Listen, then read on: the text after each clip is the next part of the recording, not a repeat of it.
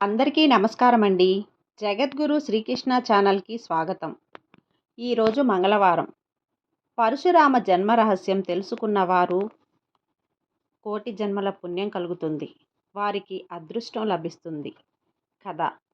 పూర్వం కన్యాకుబ్జ నగరాన్ని గాది అనే రాజు పరిపాలించేవాడు. ఆ గాది అనే రాజుకు ఒకే ఒక్క అందమైన కూతురు ఉంది. తన పేరు సత్యవతి. సత్యవతి చాలా అందమైన అమ్మాయి. తనను పెళ్లి చేసుకోవాలని చాలామంది కుమారులు ఆశపడేవారు. కానీ భృగు మహర్షి కుమారుడైన రుచీకరుడు అనే ఒక ఋషి కూడా సత్యవతిని పెళ్లాడాలని ఆశపడతాడు. సత్యవతి తండ్రి అయిన గాది తన దగ్గరకు వెళ్ళి, మీ కూతుర్ని నాకు ఇచ్చి పెళ్లి చేయమని అడుగుతాడు. మునికుమారా, నా కూతురిని పెళ్లి చేసుకోవాలని అనుకునే వాళ్ళు ఎవరైనా ఒక చెవి నల్లగా శరీరమంతా తెల్లగా ఉన్న 1000 గుర్రాలను కన్యాశుల్కంగా ఎవరు తీసుకుని వస్తారో అతనికి మాత్రమే నా కూతుర్ని ఇచ్చి పెళ్లి చేస్తాను అన్నాడు గాది. గాది మాటలు విన్న రుచీకరుడు గంగా తీరంలో వరుణదేవుడి గురించి ఘోరమైన తపస్సు చేస్తాడు. వరుణదేవుడు రుచీకుడి తపస్సుకు మెచ్చి ప్రత్యక్షమై ఏం వరం కావాలి అని అడిగాడు. దానికి రుచీకుడు ఒక చెవి నల్లగా మిగతా శరీరమంతా తెల్లగా ఉన్న 1000 గుర్రాలు కావాలి, అనుగ్రహించు వరుణదేవ అని అడుగుతాడు. వరుణదేవుడు గంగానదిలోనే ఒక చెవి నల్లగా మిగతా శరీరమంతా తెల్లగా ఉన్న 1000 గుర్రాలను సృష్టించాడు. ఆ రుచీకుడు తపస్సు చేసి వరం పొందిన స్థలం అవ్వడం వల్ల ఆ చోటుని అశ్వతీర్థము అని కూడా పిలుస్తారు. తర్వాత ఆ 1000 గుర్రాలను తీసుకొని రుచీకుడు గాదికి బహుమానంగా ఇస్తాడు. గాది సంతోషంగా సత్యవతికి రుచీకుడికి అత్యంత వైభవంగా వివాహం జరిపిస్తాడు. అలా కొంతకాలం గడిచిపోతుంది. గాదికి పుత్ర సంతానం ఉండదు. సత్యవతి మాత్రమే ఒక్కగానొక్క కూతురు. ఆ కూతుర్ని కూడా రుచీకుడికి ఇచ్చి వివాహం జరిపించేశాడు కదా. దానివల్ల తన రాజ్యానికి వారసుడు ఎవరు? ఈ ఒక ప్రశ్న వచ్చి గాది మనసులో అదే విషయం తన భార్యకు కూడా చెబుతాడు.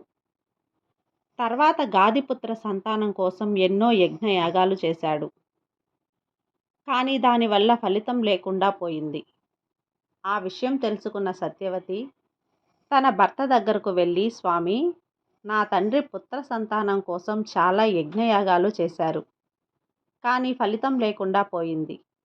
వాళ్లకు ఉన్న ఒక్క సంతానమైన నన్ను మీకిచ్చి వివాహం చేశారు.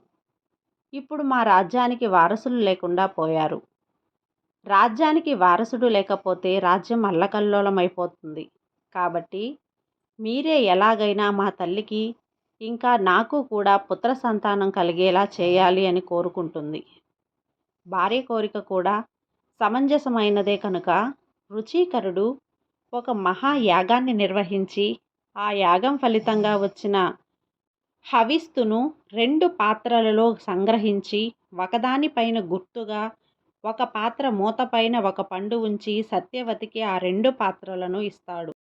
సత్యవతి, ఈ పండు ఉన్న పాత్రలోని పాయసాన్ని నువ్వు స్వీకరించు. ఇంకొక పాత్రను చూపిస్తూ దీనిని మీ తల్లిగారికి ఇవ్వు అని చెబుతాడు. తర్వాత కాసేపట్లో సత్యవతి తల్లిదండ్రులు వస్తారు.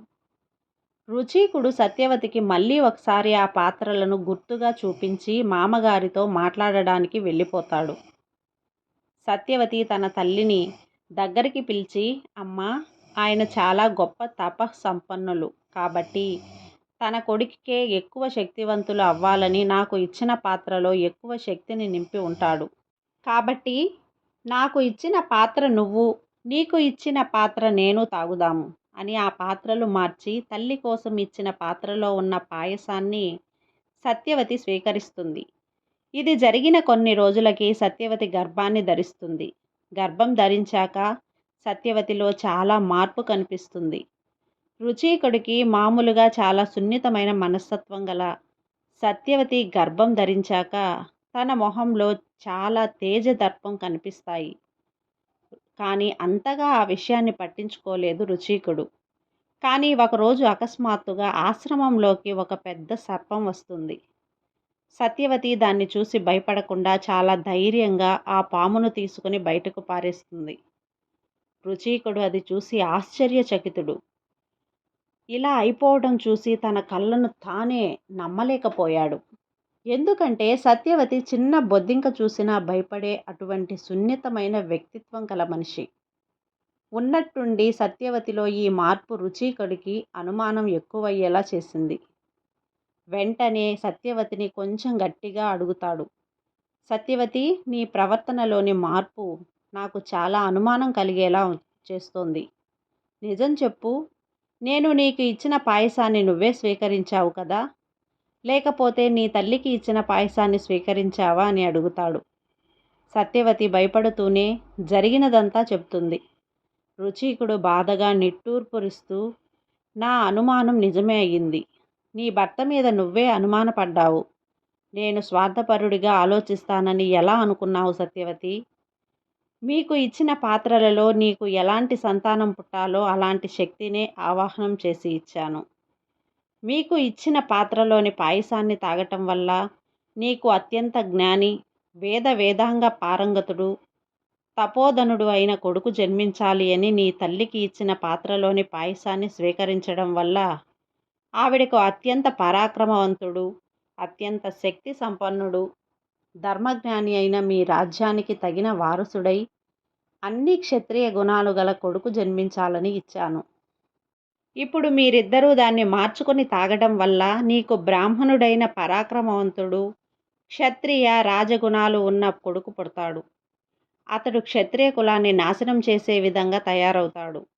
మీ తల్లికి తపస్సంపన్నుడైన కొడుకు పుడతాడు. ఇది ప్రకృతికి విరుద్ధం కదా. ఇప్పుడు ఏం చేయాలి, నువ్వే చెప్పు సత్యవతి అని అడుగుతాడు. సత్యవతి దానికి భయపడుతూ, స్వామి, ఏదైనా చెయ్యండి. నాకు సంతానమే లేకపోయినా పర్వాలేదు. కానీ ఒకరిని హతమార్చే కొడుకు మాత్రం పుట్టరాదు. అలా కనుక జరుగుతుంది అంటే ఇప్పుడే నా ప్రాణాలను విడిచేస్తాను. నా తల్లికి కూడా శౌర్య పరాక్రమలు గల రాజ్యాన్ని ధీటుగా పరిపాలించే కొడుకే పుట్టాలి. దయచేసి ఆ అపరాధాన్ని మన్నించి కనికరించండి స్వామి. మీ తపోశక్తి వల్ల ఏదైనా చేయండి అని దీనంగా భర్తను అర్థిస్తుంది. దానికి రుచికుడు, సరే, నువ్వు గర్భిణీ స్త్రీ, బాధపడకూడదు. మనమందరం నిమిత్త మాత్రులం. నిన్ను తప్పు పట్టడం కూడా నా తప్పే. నేనే దగ్గరుండి ఆ పాత్రలను మీ ఇద్దరికీ ఇవ్వవలసింది. ఆడవారి చంచల మనస్తత్వాన్ని ఎరిగిన నేను కూడా ఈ తప్పు చేశాను కాబట్టి నా బాధ్యత కూడా ఉంది అని నా ప్రయత్నం నేను చేస్తాను. ఇక మిగిలింది ఆ నారాయణుడే చూసుకుంటాడు అని తన తపోశక్తిని సత్యవతి గర్భం పైన ధారబోసి ఆ భగవంతుణ్ణి వేడుకుంటాడు రుచికుడు. తర్వాత సత్యవతితో, నీ అభ్యర్థన ఫలించింది సత్యవతి. కానీ పూర్తిగా కాదు. నీ కొడుకు తపోపన్నుడు కానే పుడతాడు.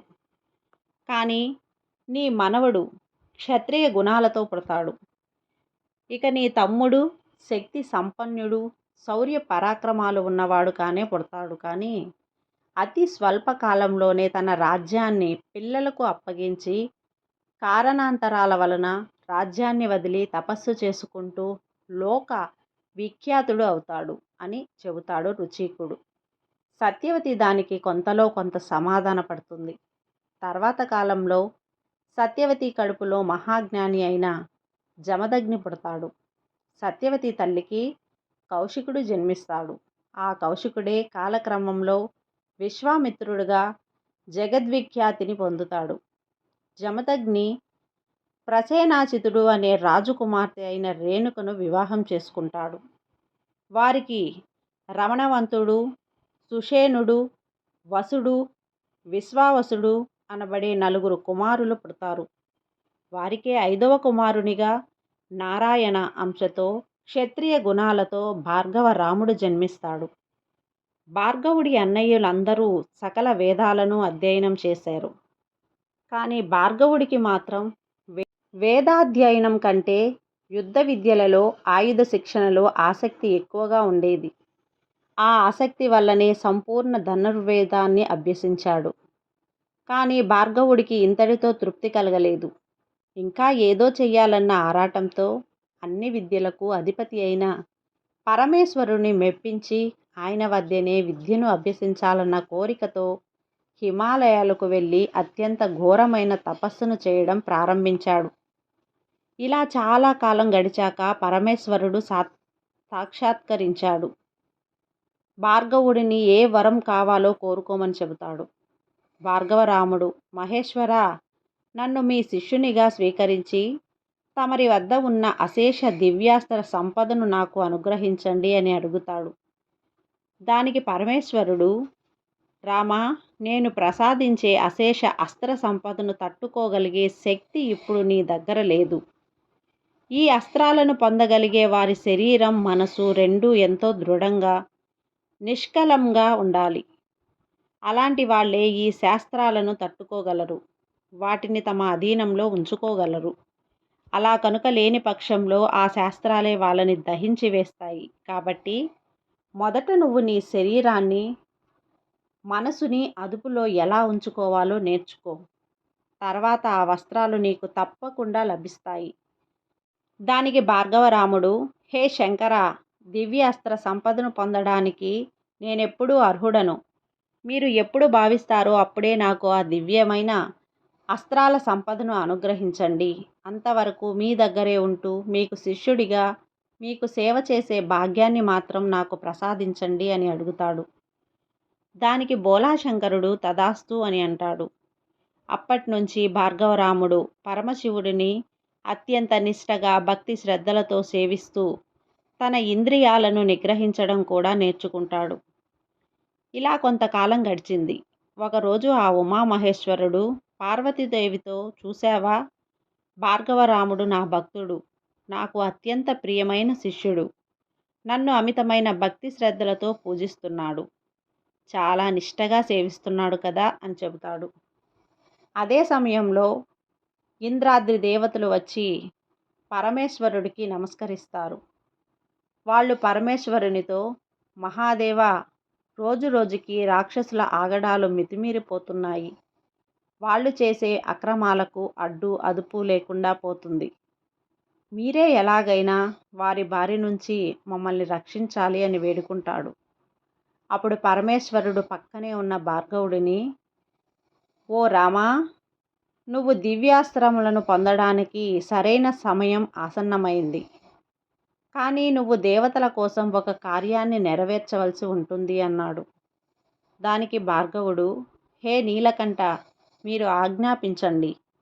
మీ ఆశీర్వాదం ఉండాలే కానీ అది ఎంత కఠిన పనైనా, ఎంత కఠిన కార్యక్రమమైనా దాన్ని నేను తప్పకుండా సాధించుకొని వస్తాను. ఆజ్ఞాపించండి మహాదేవ అని అంటాడు. అప్పుడు మహాదేవుడు భార్గవుడికి తన దగ్గర ఉన్న అన్ని అస్త్రాలను ఇచ్చి, రామా, ఈ మహాశక్తివంతమైన అస్త్రాల సహాయంతో నువ్వు ఆ రాక్షసులందరినీ నిర్జించి వారి అక్రమాలను అరికట్టాలి అని చెప్పాడు.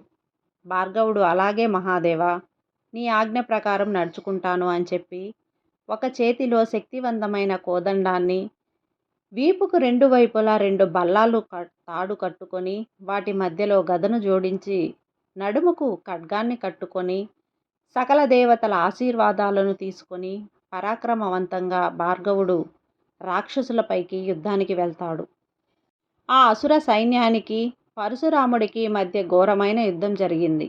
కారు చీకట్లను పోలిన రూపంతో, భయంకరమైన పర్వతాలను తలపించే ఆకారాలతో రాక్షసులు అందరూ ఒక్కసారిగా భార్గవుడిపైకి వచ్చినా కూడా బ్రాహ్మణ జన్మలో పుట్టిన పరశురాముడు వాళ్ళను చూసి ఏమాత్రం చలించలేదు, భయపడలేదు. తన దగ్గర ఉన్న బల్లెం, గద, ఖడ్గం, దివ్యధనస్సు మొదలగు అన్ని అస్త్రాలను ఒక్కొక్కటిగా వాళ్ళ మీద ప్రయోగం చేస్తూ తన మీదకు వస్తున్న ఒక్కొక్కరిని వస్తున్నట్లుగా చంపేస్తున్నాడు. అసలు ఆ భార్గవుడు వేసే బాణాల దాటికి రాక్షసుడు గుండెలు అదిరిపోతున్నాయి. అతడు ఎప్పుడు బాణం తీస్తున్నాడో, ఎప్పుడు వేస్తున్నాడో వాళ్లకు అస్సలు అర్థం కావటం లేదు. అంత వేగంగా మాన ప్రయోగాలను చేస్తున్నాడు. భార్గవుడు క్షణానికి ఒక శవం నేల కూలుస్తున్నాడేమో అన్నట్లుగా యుద్ధం చేస్తున్నాడు. అయినా కూడా రాక్షసులు రెట్టింపు వేగంతో ఇంకా ఎక్కువ సంఖ్యలో వస్తూనే ఉన్నారు. వాళ్ళని చంపి చంపి విసిగిపోయిన పరశురాముడు ఆ రాక్షసుల శవాలను గుట్టగా వేశాడు. కోపంగా ఆ రాక్షసుల శవాల గుట్టపైకి భార్గవరాముడు వెళ్ళాడు. అతని అస్త్రాలలో పరమేశ్వరుడి పరశువు అంటే గొడ్డలి కూడా ఉంది.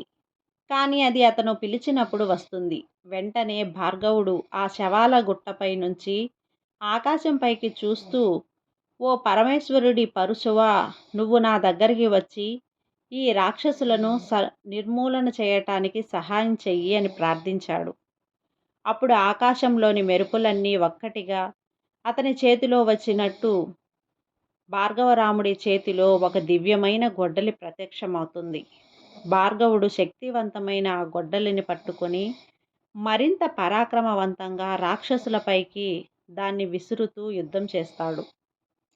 పరశురాముడు విసిరిన గొడ్డలి ఆ రాక్షసులకు వెళ్ళి వాళ్ళని చంపి తిరిగి పరశురాముడి చేతికి వచ్చి చిక్కుకుంటుంది.